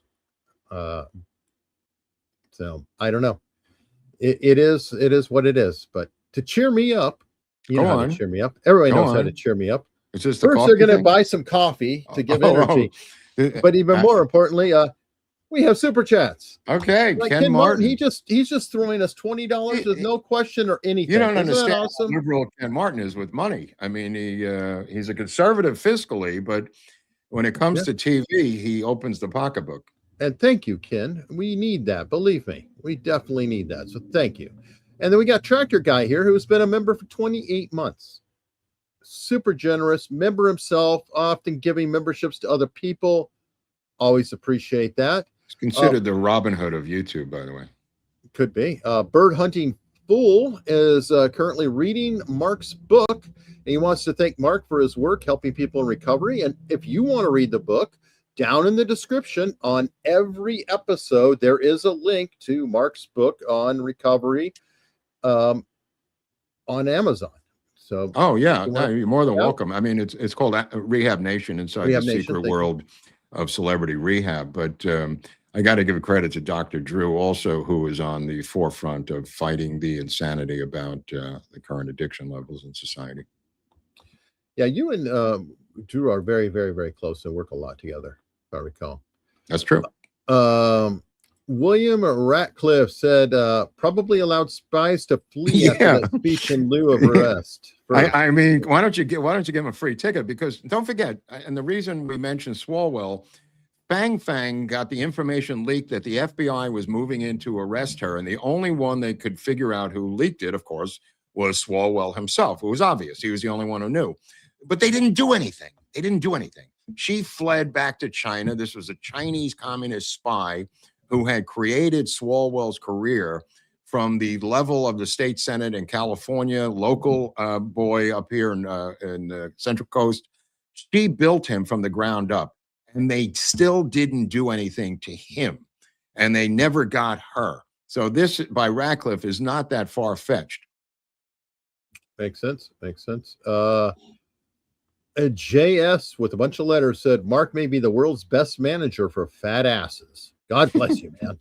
Well, Tommy Lasorda was the best manager for fat asses because he was the great motivator. All right. Over on Rumble, we got a couple rants from the same person, Mexayan, Mexayaan. Eric and Mark, please invite Professor David Clements to the show, and he will tell you all about the fraud. And then he said again, Eric and Mark, please invite Professor David Clements to the show, and he will tell you all about. Is that David Clements fraud. himself saying that, or No, who is David Clements? I don't know, but he gave us $5 each time, and I appreciate it. So thank you. It's going to cost us $10 just to get Clemens on the show. By the way, a lot of times when you guys suggest different people and things, we're not opposed to it, but it doesn't mean that they're going to want to come on. Or that it's an automatic deal. You know, it's like, you know why? Sure. Because you people who are watching the show refuse to subscribe to the channel, thereby making these people look at our minuscule numbers and say, not so much are going to go on that channel. But your refusal to subscribe actually hampers you in the end because you can't get the guests that you want to see because you refuse to subscribe, which is really odd. I mean, it's kind of like biting off your nose to spite your face. By not subscribing, you're not going to get the guests that you'd like to see. True. But you'll work on it, and we will get to 135,000 in the next 6 months. Yes, that's our goal in life. That's our goal. 135 or bust. Yeah, I mean we've gotten 1,000 this year, I think, so far. Yeah, mathematically impossible, but not in Google world. All right, King of Biltong left us a Rumble rant saying, enjoyed your Biltong USA order. Please leave a review when placing your next order at biltongusa.com. It helps others find us, and it means a lot to our small business. Use code AUS for 10% off. And I'm guessing a lot of you are doing it because he keeps coming back. So thank you very much. And it's good stuff. I definitely like it. William Ratcliffe said, if you want to stop the leaks, Secret Service leaks, sorry, jail for leaker, jail time for leaker. Right, exactly. Absolutely. Wow. Absolutely. I mean, Susie Wiles has demanded that everyone in the White House turn in their phones this week to search as to who the leaker might be from their phones. You know, like the text message to the New York Times will still be there. Did you see that about the teleprompter? Yeah. Oh, yeah. He was just betting on it, though. I mean, no. But that's a serious deal. And in my opinion, they should turn that over to somebody in the military. Okay. No, because then there's. Well, maybe you should explain what happened before you know. Okay. Well, the person running the teleprompter was betting on Polymarket or one of those. I don't know which specific one, but he was betting on like world events, and a guy who has the speech let me ahead of time. Let me just add something. he was betting on actual words that Trump would say in the speech in the teleprompter. Not so much world events. He was betting that Trump would say the word, I'm just making this up, bigoted or something. Sure. And he didn't even have pre-knowledge of it. So even his betting is not really inside baseball. It's just an awkwardly weird thing, as Eric's pointing out. Yeah, it is. I mean, the key thing is you shouldn't be betting on anything that could be tied to your position. And I bring that up because there are a lot of questions about there are certain accounts, and they've never been named, and I'm sure they can be found, who made billions of dollars, quite literally, every time Trump made an announcement with Iran. All of a sudden, these massive trades were happening. And it could be somebody like that. Somebody who's just in the room or whatever, who's leaking off to the side. And that's a giant problem. Well, this guy had $100,000 a year, basically a tech job, with the teleprompter. So he's been replaced by 008 in this case. And you know what I mean? So, I mean, it's embarrassing. It's embarrassing. I mean, but at the end of the day, I think that's the extent of it. I don't know. I find it highly concerning. Okay. Lock your shit down. Okay. Lisa Deed said exactly. I feel the same about Vance's book tour. I think it's versus my book tour, or whose book tour? Vance. Oh, she JD feels Vance's the same book about tour. the book tour that Vance has. I'm sorry. Yeah, I think she's saying, It's why bizarre. is he out there as a VP? It's bizarre. sitting? I mean, if you want to get a media message out there and combine the two from the Trump administration, but even that, he's contradicting the current world events that Trump has decided to legally end the ceasefire, legally get rid of the memorandum of understanding, and he's out there contradicting this. And he got kind of going against his boss. I mean, literally, it's like, if I'm in the corporate world or whatever, I don't just go march out, blah, blah, blah, blah, blah, or in the military, it's not that dissimilar, blah, blah, blah. What are you doing? I don't know what the recourse is. It's like, you could put them on ice, I guess, but I guess VP is kind of tough to fire. That would be amazing. Oh, it's not a question of firing. I mean, it's a question of reining this pit bull in. I mean, him going on there saying we're controlled by the Israeli government and Israel is influencing us, ignoring the billions spent by the Qataris and the Saudis. It's absurd. Politically, it's absurd. Yeah. I mean, it's I'm surprised that he can get away with it. But anyway, I know. Me too. Wellesley 72 said, let me clear it up. We are joking about autistic people. 101010101010. Don't take it personal. 1010101010. Now they understand. Laughing emergency. Is that some autistic Lenny Bruce humor or something? He's trying to say it's binary and it's words, but it's not really a word. But anyway, okay, some inside joke. Okay. They get it. I don't. That's okay. I know. Diffuse 56 gifted 10 America's Untold Stories membership. See, told you, tractor guy. He's an old friend of. He's an old friend of a friend of mine named Bill. Very, very. We have a mutual friend. Good question here. Mark Caparella said, Eric, I'm addicted to coffee also. Do you offer coffee pods? I want to party like it's 1999. Unfortunately, we do not, but you can buy a reusable pod. Is that true? Yeah. We have. I didn't know that.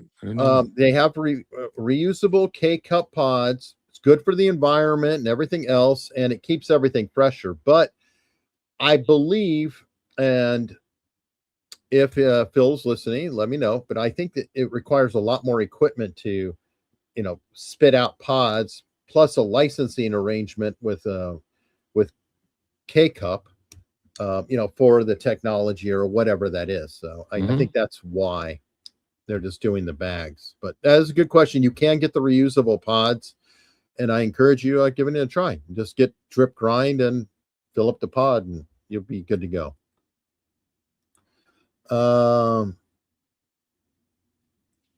Let me see. Big Bill 767. As a big Yankee inherited from my dad, I'll be watching. I'm wishing good luck to me. Yeah, good luck. You got no Aaron Judge, and it's going to be troublesome, but it's going to be a good series. That's all I care about. All right, all right. Let's see. K-Dog 4703, another home run show. Had to come inside. The Canadian smoke had me craving French fries with gravy. Have a great weekend, eh? That's funny. Is he Canadian, this guy, or he's just? Well, maybe because of the. I mean, what is Trump going to do other than my plan, which is to take those turbines that are out in the desert, those giant turbines, and turn them towards Canada, blowing the wind back in their face. If anybody supports that, please let us know in the chat. Not so difficult. You rotate the base, all of them pointing north in the United States, and there's quite a few of them all across the country. When you get out to San Bernardino here, you all of a sudden come over a ridge, and there's 10,000 of them. And, you know, they do kill birds, but nevertheless, if we turn them towards Canada, it'll blow the smoke back in their face. All right. Oh, there you go. I just happen to see this is coming over from Rumble, but I think you'd appreciate it. KJV said, just bought Mark's book for my Kindle. Sounds interesting. 241 days sober here. Right away. Wow, that's great, bro. I think you'll enjoy it if you're 241 days sober. It's and it's a fun read on the history of rehabs, the history of American addiction, the history of the founding fathers and the first settlers' relationship to alcohol. There's a lot of great historical factual information in there. By the way, a couple including the Mayflower story, Eric. No, I was going to say, we actually did a rehab show on the channel. If you wanted to get a taste, we covered the rehab market here on the show. We had an episode on that, and we also had the Mayflower episode as well. Yeah. So there's Some a of that couple is episodes to whet your touchable. appetite and then get you started. Yeah. You guys want to check that out. James Bundy gifted 5 America's Untold Stories memberships. Thank you so much, James Bundy. Manapua, Mark, you are a national treasure. You know, there was a movie called National Treasure, which they stole from me with that Nicolas Cage. I don't want to get into it, but it's a sore spot with me. It's called National Anthem. In National mine. Treasure, yeah. National. Yeah. No, they just changed the yours title. is- Mine was National Anthem. I see. But I remember pitching it up at Universal, and then a year later, this came out. Well, he was smarting from his #1 Spider-Man comic book being stolen. So he figured if his comic book got stolen from him, he could steal from. No, I'm never. Yeah. No, he didn't do it himself, but the producer was, oh my God, this guy, he had made that volcano movie. I think it was called Dante's Peak for Universal at the time. What is the deal with that? Because Volcano was the same year. Tommy Lee Jones had that. Oh, it like was a Dante's battle. Peak. It was a But there's battle. always those two They disasters, fought, fought to the death to get him out faster. Armageddon Outbreak, and the Outbreak. Comet movie, the same year. Same with Outbreak with Dustin Hoffman. Occasionally, they'll be on the similar track, fast track, and then it becomes a race against time to get them out. It could be years in the making, and then by coincidence, usually they come out of development at the same time, and then Tombstone, both Wyatt sides. Earp. What's that? Tombstone, Wyatt Earp. Yeah, both sides realize that they have to beat the other side to the punch because it doesn't happen overnight. This is the result, usually by coincidence, that they're developing similar projects at the studios. And once in a blue moon, they come out at the same time. Amazing, amazing. All right, Al Gonzalez. I said it 2 years ago, and rings true, even truer now. The Secret Service let it happen in Butler. They froze the local cops out from communicating with them about crooks. And they were deliberately slow. Yeah, Right. You know, like in the JFK case, it's not the entire Secret Service, people. You only need a couple of people in principal positions to pull this stuff off. I mean, the reason I'm so fanatical about it is that we're so fanatical about the Secret Service involvement in the JFK assassination, and Vince Palomaro agrees with us. It's not the entire service. You literally need a couple of them in key positions to pull off this stuff, which is what happened in Dallas, and I believe what's happened in Butler. it's true. Nick Juicy said, please like and subscribe, folks. Be like Nick. Member for 24 months. He went above and beyond. He not only liked and subscribed, he became a member too. He took it to our next level. So Wow. thank you, Nick. And then Nick just said here, I've been a member for 2 years. Came for the JFK content. It's unmatched. And a fan ever since. Love you guys. Mark, can I please get a come on, Bobby? Now, maybe if you come over to where we're going to be on locals, I'll do it for you there. Ah, okay, something to look forward to. Gen X Craig, Blockbuster could have bought Netflix for $1 million. Yep, that's true. Yeah, I was think very Netflix might famous, be the next Blockbuster. ironically, but yeah. Clearly mismanaged. I mean, any way you want to slice and dice it. Sure. You know, the co-founder of Netflix was the largest bundler of campaign donations for Barack Obama, and his wife Nicole Avant, the daughter of Berry Gordy's partner at Motown, ended up with a award as the ambassador to the Bahamas, which she was scandalously removed from by Obama.